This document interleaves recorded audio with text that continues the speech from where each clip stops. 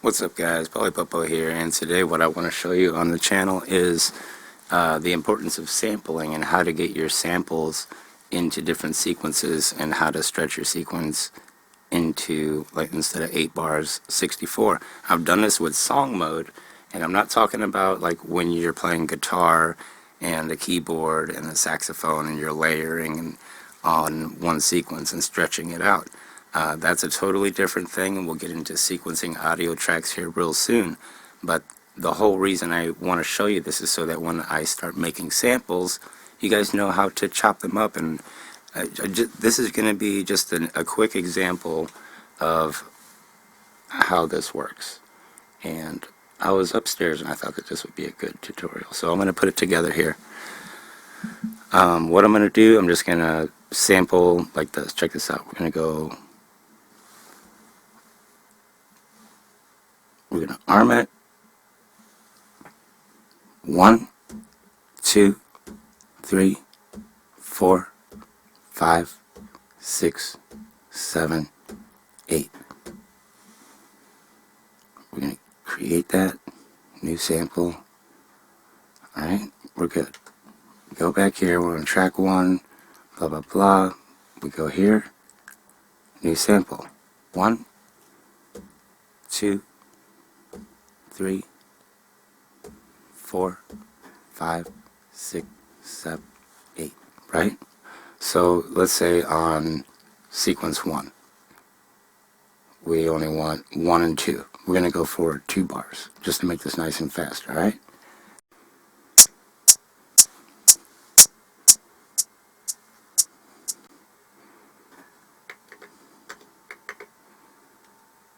Alright, so this isn't going to be about the song, this is just about the workflow and how to sequence this stuff out, okay? So check this out. 1, 2, 1, 1, 2, 1, 1, alright? 2, that's sequence 1. Sequence 2, I'm just saying if you have 8 chops and you want to, and you're like, I just want different parts of that chop on different sequences, and then I want to put all those sequences together. This is what we're doing. Now I'm going to go 2, 3, 4, and so on.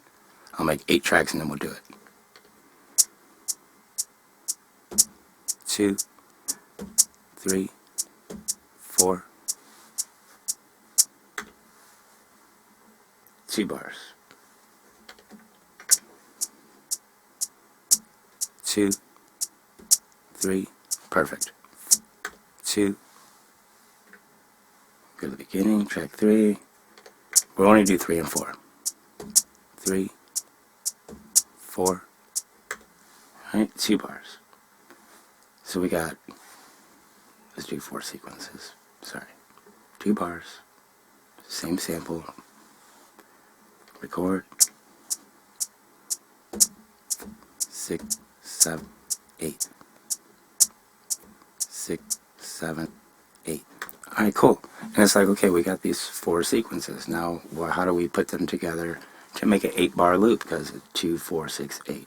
Okay, if it was 8 bars, you would have 8, 16, 24, 32. Check this out. What we're going to do, just go into your song mode, hit menu, hit song, and insert these. Right now they say all 4. We want sequence 1 to be 1. Want to be highlighted. 1, 2, 3, 4. If I convert this right here, we're going to hit convert sequence, but if you convert it from number 2, it's only going to convert 2 and 1 together. It's going to make this a 4, and it's going to make these 2s. So go to the bottom, then hit convert. Pay attention to this. Check it out. You got 2, 4, 6, 8. Sequence number 5, even though we don't have it, it's going to convert to sequence 5. See? Include muted tracks, do it. We can clear this. If you insert sequence 5, now you got 8 bars. We're going to hit main, and now we got 8 bars. And it should play the whole thing. And I think it's really important to learn how to do this, and practice makes perfect. This is without sample edit, without trimming your samples. You know what I'm saying? It's without doing anything. This is just basic workflow, and it's important to get this down. So when you hit play, now you got 1, 2, 1, 2, 3, 3, 4, 6, 7, 8. 1. Cool. Right on, guys. I'm Popo, and I really hope that that helped. And like I say, the reason why I want to do this is so that whenever I'm putting samples in here, whenever you're sampling from the TV or from your radio or from whatever it is, that was just from your voice. And to be able to get in here and I have so many, there's so many different things that you got to go over. Like you can't even see the sample. One, right? So you process it. You go to function. There's tons of different things that you can go over in here. You normalize it. Now I have that for 1. I can start endpoint. Tighten that up just a little bit. 1. Alright. And even with that, you can go in a little deeper. You go in here and you go 1 to your pad effect. You can add an effect to it. Each pad can have its own effect. So you hit the pencil. You know, 1. Sorry if that blew out your headphones or your speakers, but I wanted to show that because it's important to know how to manipulate your samples. And we didn't do anything with this. We didn't do anything to that. I can assign that to a whole new thing. What we can do here is, and I know this is a lot, but if you zoom into here, we're just zooming into this one sample. Now I can tighten this up. And I've done this before where I'm just going to make a quick kick drum out of my voice. And I hope you guys can see what I'm doing on here. Jeez.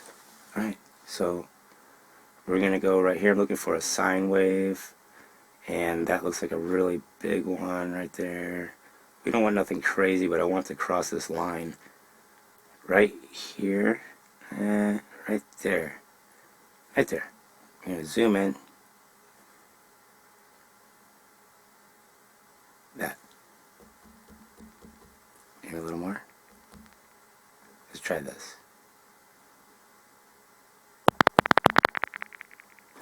Take that delay off. Channel mixer or pad mixer. Take this delay off. Get a nice little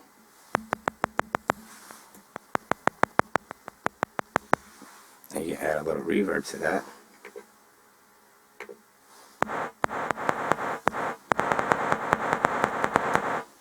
And if it's too poppy for you, go to sample edit. Go to your samples. Keep hitting this here. Semi-fine level, offset. Should be able to go to pan velocity, filter envelope, and the attack.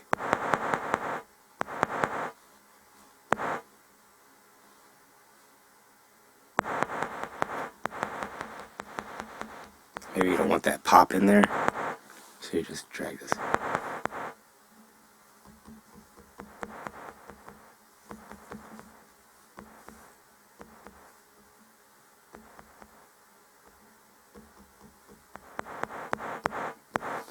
Pretty cool. Alright guys, I gotta go. I'll talk to you guys later. I think I went a little bit too far with the whole sampling. But again, we did take sample 1, 2, 3, and 4, and then we made it to 1, 2, 3, 4, 5, 6, 7, 8. And yeah, that's just how you do it.